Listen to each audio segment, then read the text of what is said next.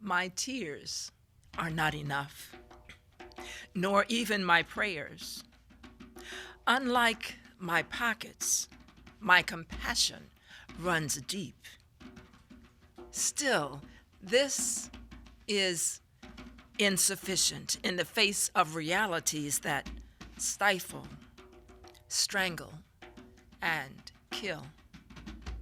I ask my God to guide, empower me to act in consequential ways, soul-enriching, esteem-affirming ways that alter the status quo. Ignite in me a righteous will that indignantly shames injustice, is contagious, and by its very existence challenges bigotry, maniacal tyranny, self-aggrandizement, and hate, all of which run rampant on this planet and too often in my country.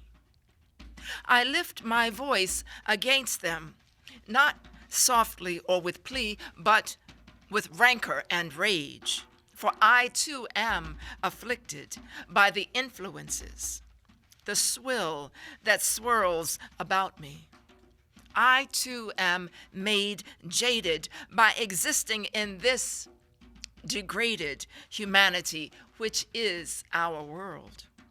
Yet, I still stand in resistance, still lift my voice, wave my flag, still deny and defy the scourge that oppresses, that would annihilate all who are unlike them.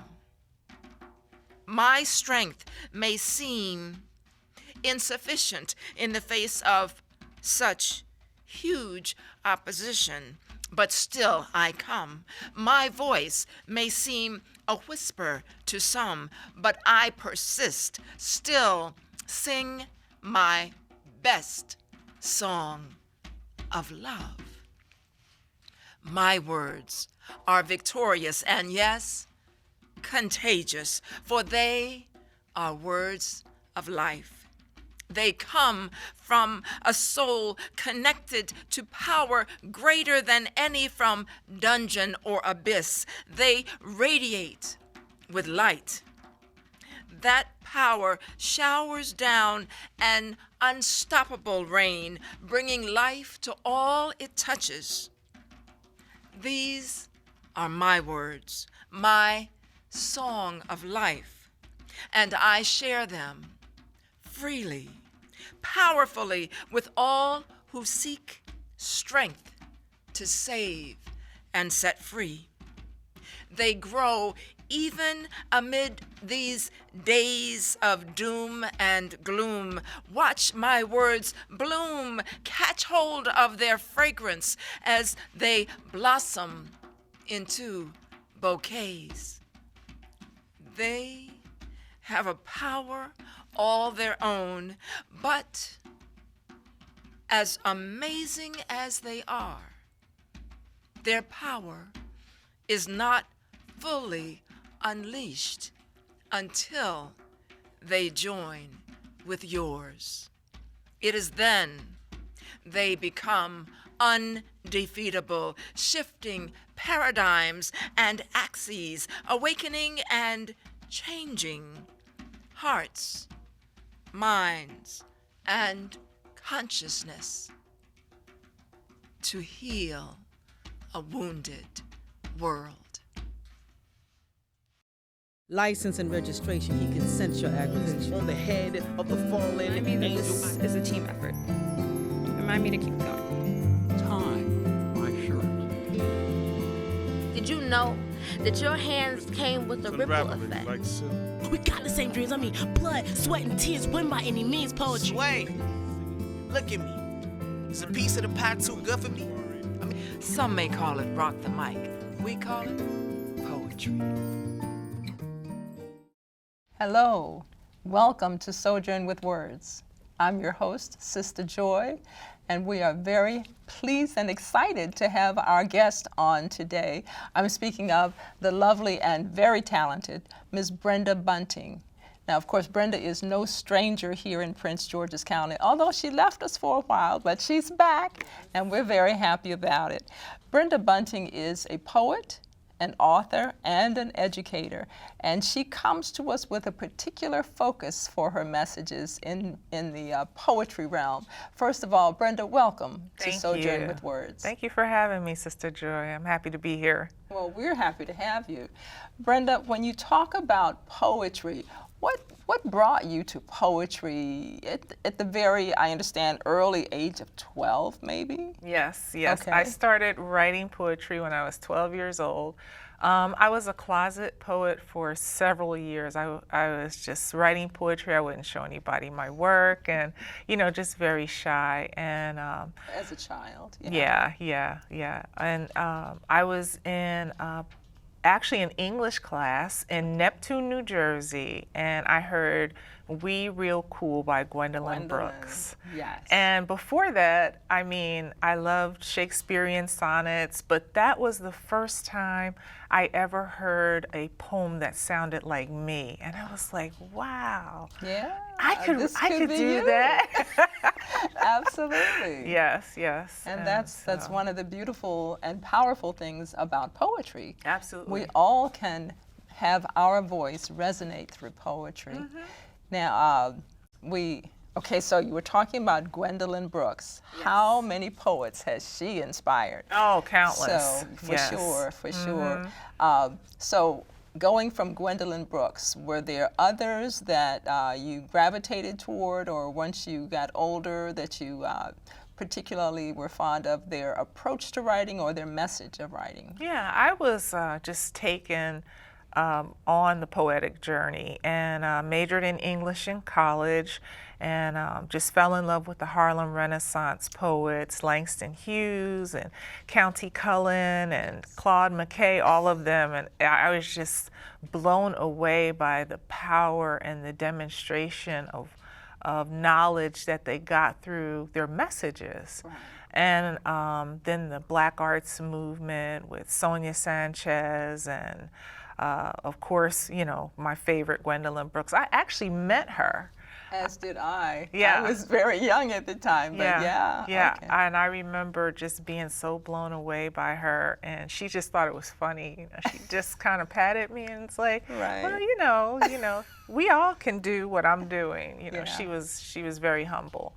And so, Sure sign of greatness. Mm-hmm. Absolutely. And of course, Maya Angelou, Rita Dove,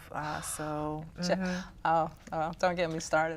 Yeah, Rita Dove. Okay, the antennas go up. Lucille Clifton. We can go on and on and on. Yes. But yeah. Mm-hmm. So, do you feel that any of your writings are in the cadence of any of those greats? We know that none of us reaches the pinnacle of that, but is that something that you aspire to write like any of those poets? I never really thought about it. Okay. I think that certainly there probably is some similarities, okay. But I love Robert Frost, mm-hmm. I like Shakespeare. Right. So I like all different kind of poetry, and I think that is so important for us as poets to not label or limit ourselves. Exactly. So, but I do, resonate more with certain people, I think, and right. just really like Langston Hughes a lot. So. Okay. Mm-hmm. Now, I see you have a couple of books here on our table yes. today. My Book of Poems. Now, that's your book of poetry. Is that the title of your first book? The first book was Poems of Love and Violence in Between Life and Death. And okay. I had that title for years before I actually wrote the book. Oh, okay. Mm-hmm. Yeah, okay. I had that title in my head because I wanted to deal with those 4 themes. I wanted to deal with love and violence and life and death. And okay.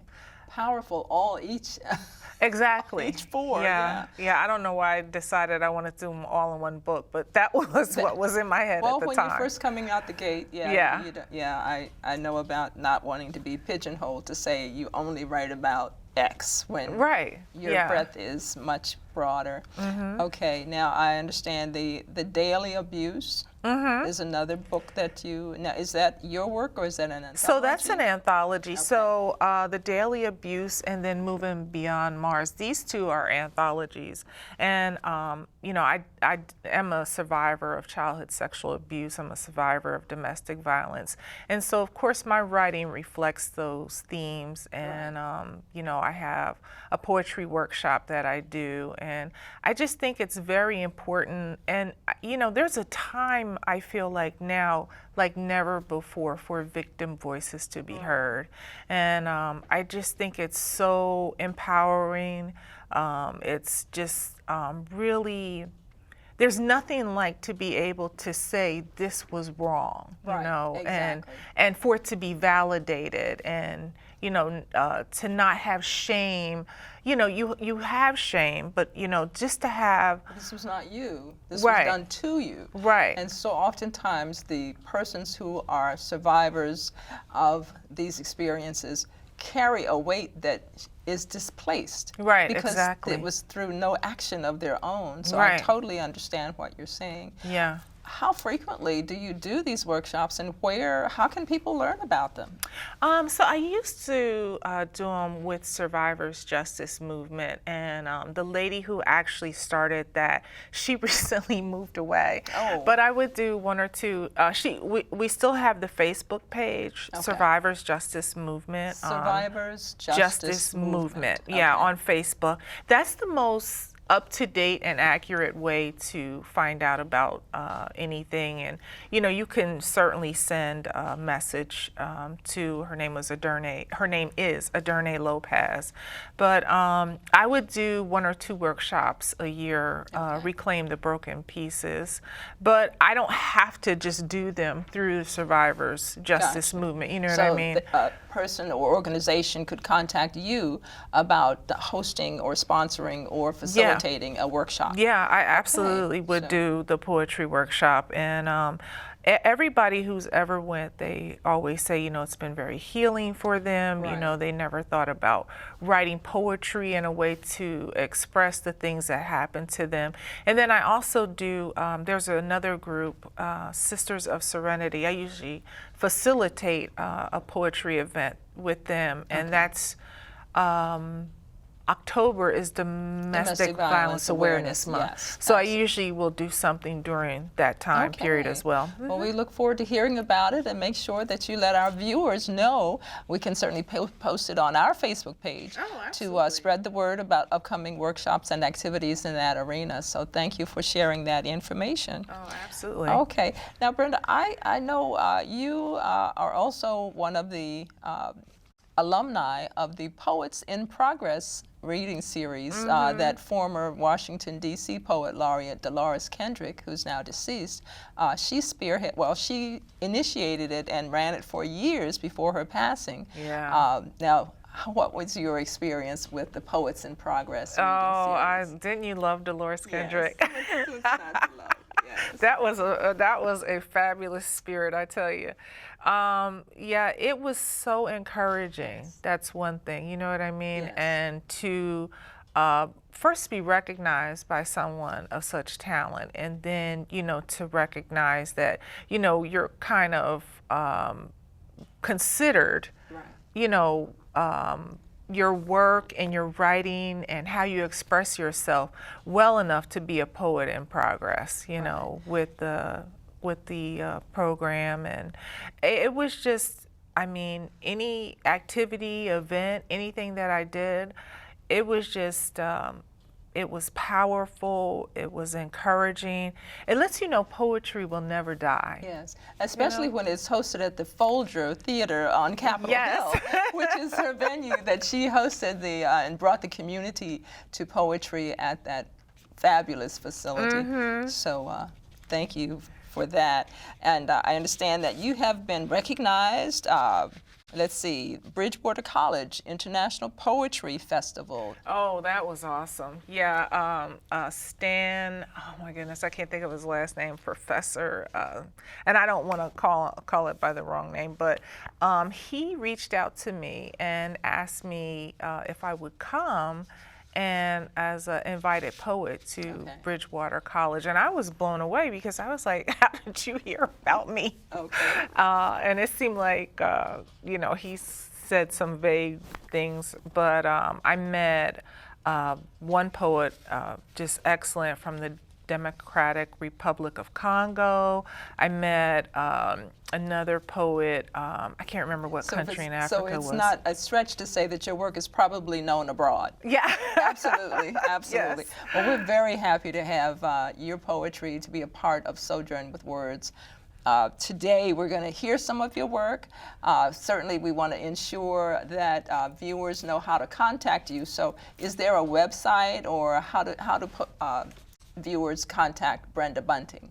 Well, I think there is, I don't really per se have a website, just social media. You know, I am on Twitter, I'm on Facebook, I'm on Instagram. So if you go to any of those sites and type in my name, it definitely would come up. So, Okay. And what's exciting on the horizon for you as a poet personally? Well, I'm working on my next book, and the working title is called Black Thing, Thang. Black Thing. Black Thing, Black. Okay, well, we definitely want to see what's going to be happening in that front. I know that I'm hosting, as Poet Laureate for Prince George's County, I'm hosting a literacy through poetry series, and I'd love for you to be a part of that. Oh, I would love to. It's a monthly series, workshop and performance. So also our viewers, please make sure that you check us out. Come on out. We're traveling all 9 districts of Prince George's County, that wherever we can find a venue that welcomes poetry, we want the community to come together. And we want to champion the cause of literacy, because without literacy, the voice cannot be heard, the messages cannot be shared, and too many persons are missing opportunities for lack of reading and writing skills. So whether it's the children or the adults, we're working to try to ensure, even working with Prince George's Community College, Bowie State University, the education is foundational for all that we strive to do through poetry. But ultimately, we want to enjoy it too. Yes. So we love hearing the teens with the Prince George's Youth Poetry Ambassador Program. By the way, if you didn't know already, our 2020 Youth Poet Laureate is Marissa Michelle. So we look forward to having her on the show. But today, how about hearing some poetry by Brenda Bunting? Thank you so much for being with us, Brenda. Oh, thank you for having me.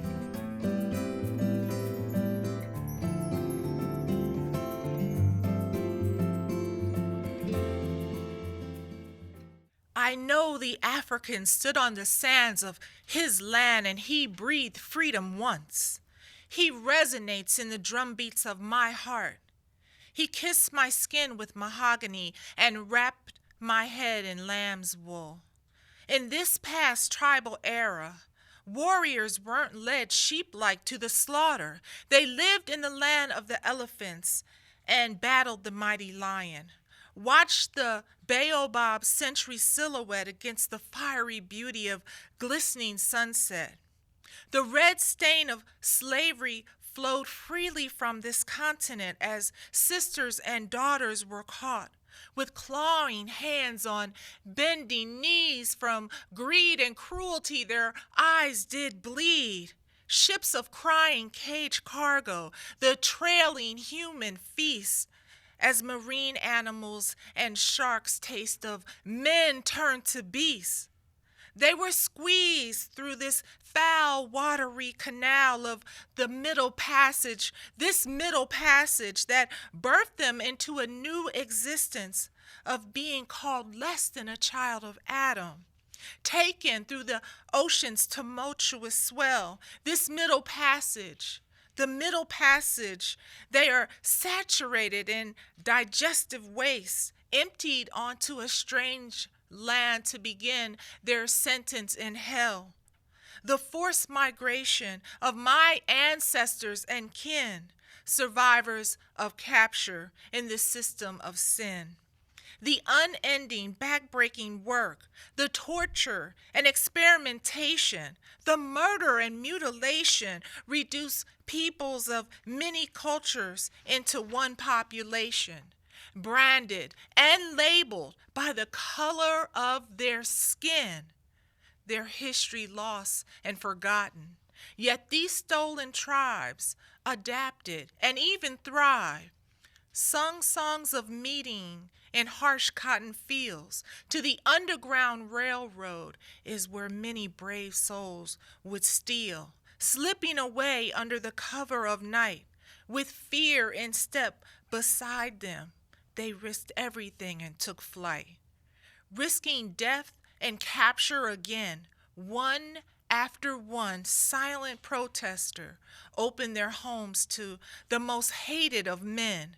The Underground Railroad wasn't under at all, but an upper ground of morality, the road to fairness and justice, an introduction to the end of this peculiar bondage. The uncivil civil war between brothers fighting north and south divided the United States. Angry men took up arms, focused on their conviction, eyes full of ideals. They killed and fought and battled in grave and dying fields. Descendants of kings stood tall, speaking their new language, ready to be equal in the reconstructing of America. Given a voting voice and many citizen rights, our forefathers flourished. But evil men devised another plan for the African locked inside the American on strange and bitter land. Separate but equal Jim Crow laws were hastily passed. Newly freed compatriots felt betrayal and backlash. Hooded night riders appeared hanging and lynching. For everyone they murdered is for more is what they were wishing. The burnings, castrations, and skinning alive to completely annihilate this race of humankind. These earthbound souls are something to behold, even if their face appears marred and their eyes just too old. A slow swelling of pressure began to accumulate each day and each year. And nights turned into months. Integration was here. Coloreds only and whites only, no more. Civil rights was making way an open door. The youth rose up ready to fight. A new generations of brothers and sisters join this great plight. For every celebration of freedom, we must search deeper for the meaning. As integration stripped away our community and culture, on one another we begin to pray. For the habits imposed on us have left their mark. Now many hate and kill without any guilt or thought. Sophisticated prejudice has spawned out of the old. The war of propaganda moves across the airwaves as the language of indifference slowly poisons. But new warriors are emerging still with clear eyes, undeceived. They may seem small in number, but small is all we need. For we continue to flourish as evil men have devised another plan for the African locked inside the American on strange and bitter lands. It called me from magnificence, she called me. We shall march. It was the great woman's march, and I was a part of history. The savage comprehended, stood by the wayside and cheered, gathering bits of sticks and madness of fear. We shall lay out the red carpet, but this one is a bloody bit of traveled road, where the ancients stood in pain and prayer, whispering power, goodness, boldness to our souls. We were not swallowed up by land. We enriched spaces wherever we went. The clarity of intention was made with each step, and I was in the gathering. pink flamingos descended, expanding across whole continents. There is no conquering or carnage needed for the yielding. The voice of God, she awoke as female. She covered herself in many skins. The diminishing flower had appeased heaven with her blooming, and sun daughters felt the echoing passion of pulsating power. Earth Mother danced. Small saplings swayed with her guidance. It was in magnificence that we were there. We were not waiting for permission to live. Our bodies sustained life. The spirit of she was also lifted high by proud men. In the figure of infinity is the figurine of a woman breast to womb. Also, there was many among us in joy spontaneous. A shaman priestess had tarnished and turned brittle. She held my hand until my fears dissolved to butterflies. Could I revive the soul of her? Marchers walk by.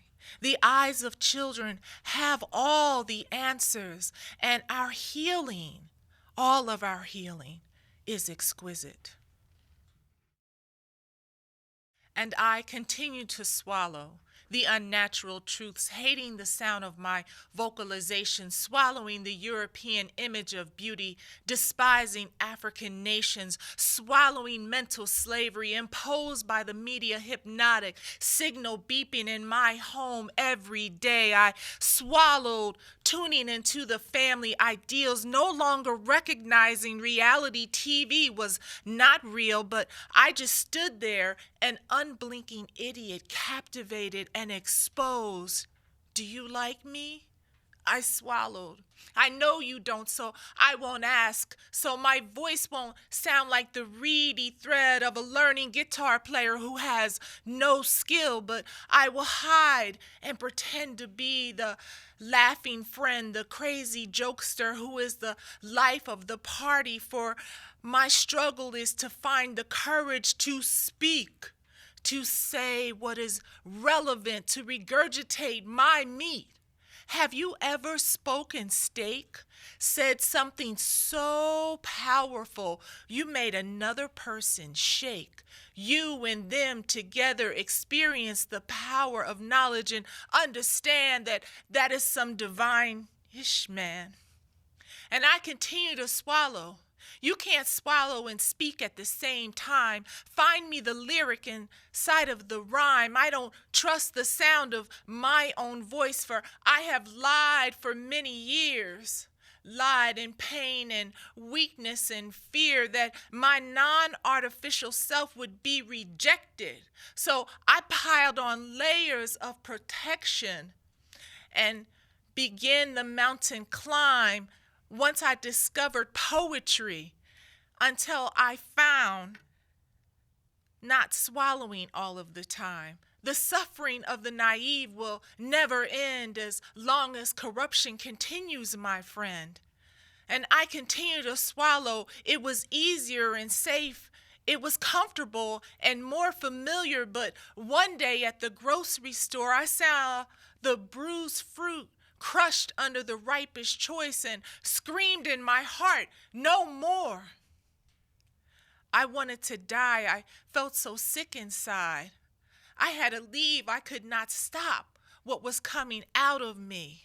But for the first time, I felt vibrant and alive. And when my breath and beating subsides, I just want to share with you what I have gained. Although you will still have your own pain, I am showing you all that I am.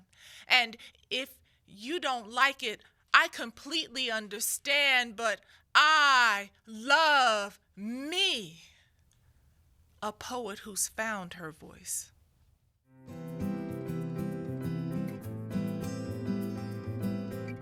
Well, we hope you've enjoyed today's episode of Sojourn with Words. We're excited and pleased that we had Brenda Bunting, poet, author, and educator, here with us today, sharing her poetry and her story as a poet. We look forward to having you with us again next time, so be sure to tune in right here at CTV for Sojourn with Words, the premier poetry station in Prince George's County.